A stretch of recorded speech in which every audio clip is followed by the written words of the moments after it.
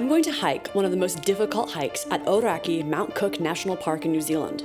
The Mueller Hut Hike is a 10.4 kilometer trail with an elevation gain of 1,000 meters, or 3,300 feet. It is the deadliest mountain area in all of New Zealand, with at least one death happening every season due to rockfalls, avalanches, and drastic changes of weather. Despite it being over 1 year since my last big hike, I have to do this. Otherwise, how am I ever going to attempt to walk the Te Aroha Trail across all of New Zealand? I want to do something challenging today, and a 7-hour hike sounds just about it. The very first challenge will be to keep warm. Despite it being middle of summer, I can still see snow on the mountains. And being a solo climber, it's even more important that I keep an eye out for all the risks.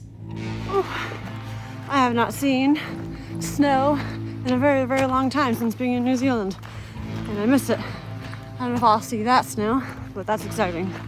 So I have, 3.5 liters of water. The weather is supposed to start raining around 2 p.m. It's 8 o'clock, so probably on my way down it'll start raining. And yeah, it's at the top of a mountain, so it's basically straight uphill. The trail starts out almost deceptively flat, but soon I come upon a sign which reminds me of the dangers.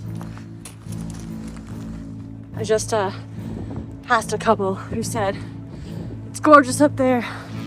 You're not gonna regret it." I like when people say encouraging things like that. I kinda need that right now. This is hefty.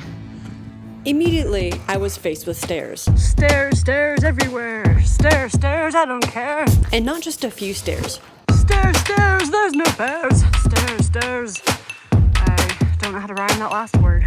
2,200 stairs, which take you halfway up to Mueller Hut Hike to the Sealy Tarns overview, which, by the way, apparently a tarn is a small lake in the high country. Whew. It's just up and up and up. But my bougie thanks me.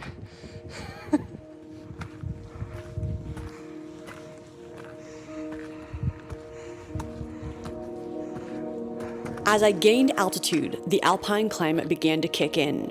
There were no longer trees to protect me from the wind, and the temperature dropped abruptly.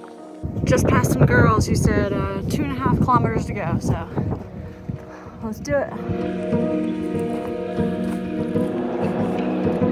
They also said it becomes a bit like rock climbing.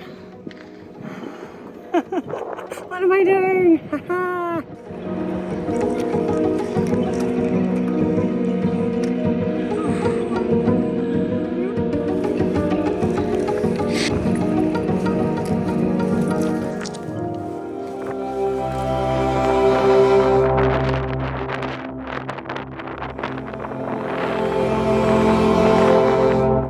Made it to the halfway point.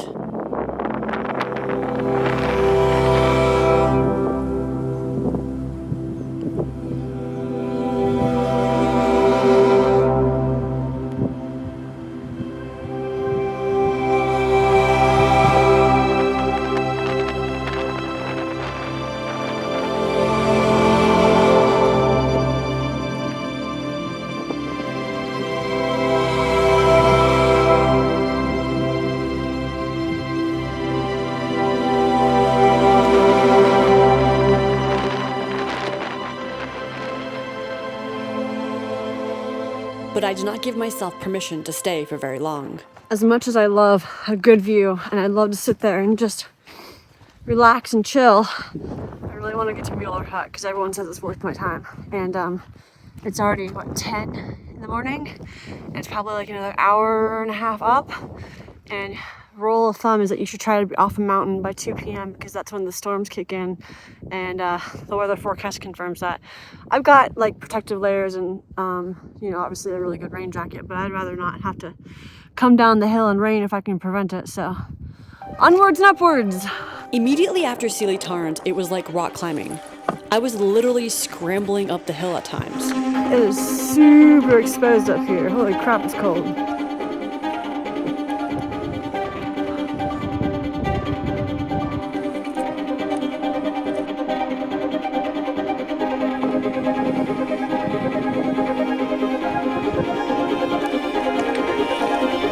I'm starting to really feel the elevation on my lungs. It's hard to breathe. It's so high up. So close. Wow. So I've been walking alongside this chick. We're walking about the same speed, and we got chatting about our lives and stuff like that. And she was telling me that she just got out of a 15-year relationship with this guy that she met when she was 18 years old. How young? I mean, I met my ex when I was really young too. But she was saying that she's never solo traveled before. This is the first time she's ever solo traveled in her whole life, and she's doing a 3-month trip around New Zealand, and she's just realized like how much she loves it. And it just makes me think of I took this relationship course after I realized I was like totally like a toxic partner in my relationship. And one of the things that it said is that a healthy relationship should feel expansive. It shouldn't feel like you can't do things. And like you really should feel like supported in any version of your dreams. And not only was I a bad partner, but that's like I received like a bit of like closure to my dreams. Like my dreams weren't possible. And so yeah, it's just kind of cool to see people taking ownership and not like wallowing in a breakup, but rather like going out and living life and trying something new. And I have a lot of appreciation for that. And I just hope for her and for myself that the next relationship we get in is one that feels expansive and supportive.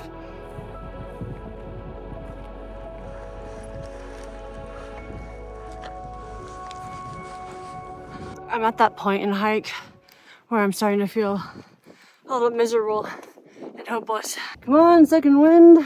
I was attached to my goal, and I was determined to get to the top. It's 10:50, and I think I probably have another hour to go, unfortunately. But the pressure of time started to sink in. Part of me is considering turning around, but I'm so close. I'm so close. I've got good news, and I've got bad news. The bad news is that I still have a long way to go. The good news is my friend Manu is a speedy German and whizzed past me even though he left an hour after me. I have no shame. Anyways, it's good to know that I'm not going to be alone on the mountain. That's really nice. Oh, first go. This is brutal is the only word for it. I'm waiting for that second wind still.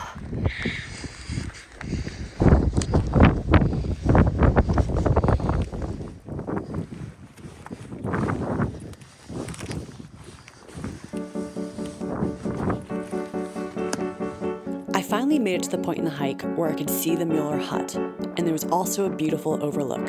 I thought I had reached the epitome of my journey until this happened. Holy shit, I just saw an avalanche. I've never seen an avalanche before. That was crazy. There was like this loud bang and just like pouring down the mountain, this giant cloud of snow.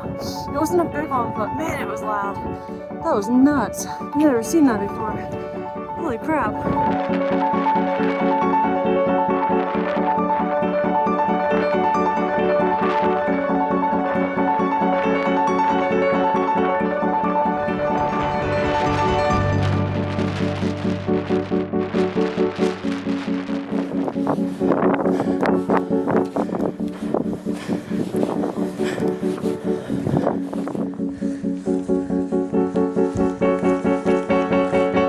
After 4 hours of straight uphill climbing and 1,000 meters of elevation gain, I made it, guys.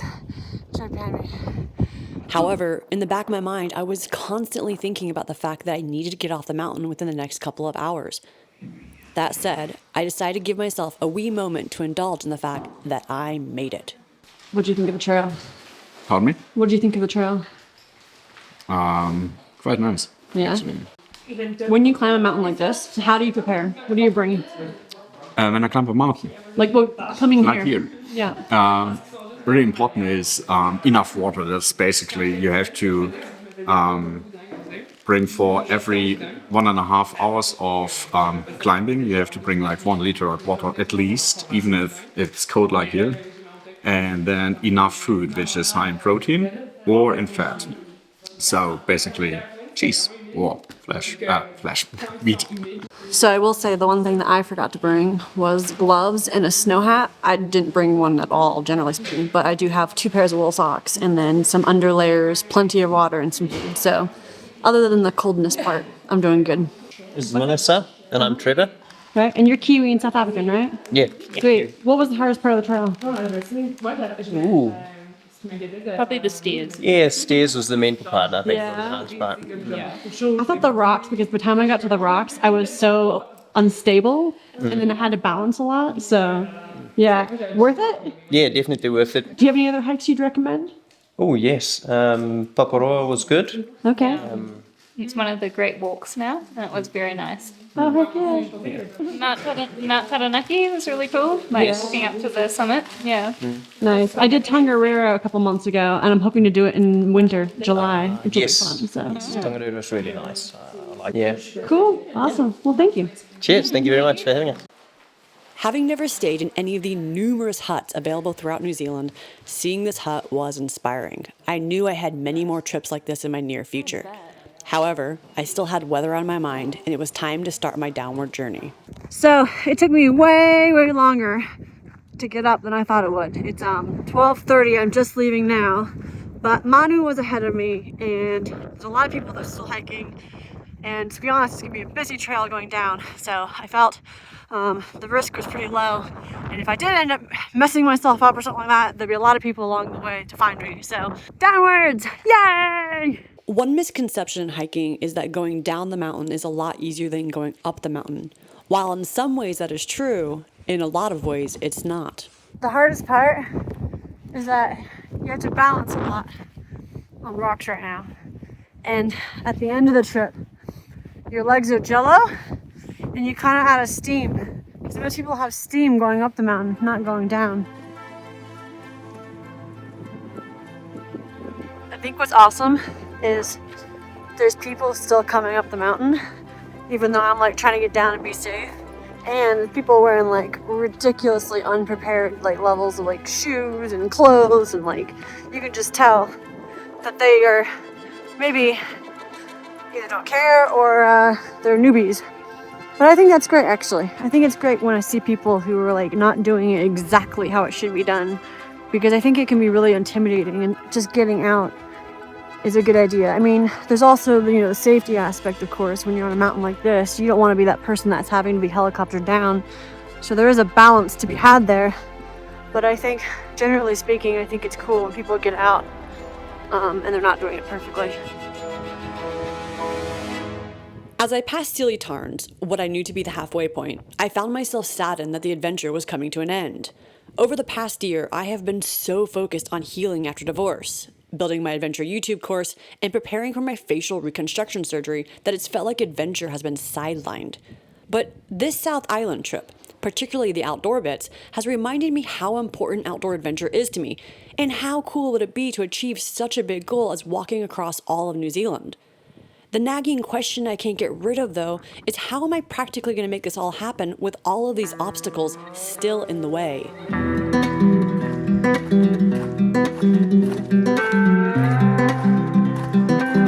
I felt a raindrop. That's not good. Whew. I'm on the last leg.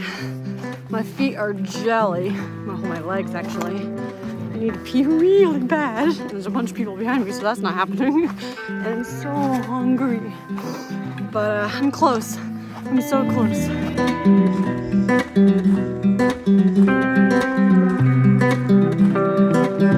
So it's the day after my hike to Mueller Hut, and that's because when I got back, I was so freaking tired that I immediately crashed for 2 hours. I barely got out of bed, and then made myself some dinner, went right back to sleep. I read a book for a little while, but I was just exhausted. But the hike, and also, I'm not gonna lie, looking at all my equipment, I mean, my tent is falling apart. All the pegs are all bent up, like even my cooking stove isn't appropriate. Like, it's all kind of showing me how unprepared I am if I end up deciding to do the Te Araroa walk across New Zealand. I feel like I'm not prepared yet, but I can get there, and it might not be perfect, and that's totally fine. And today, we're on to Dunedin, where actually they have the steepest road in the entire world. I'm not gonna lie, I am definitely not driving down that thing. That sounds terrifying to me, but I am gonna go walk it.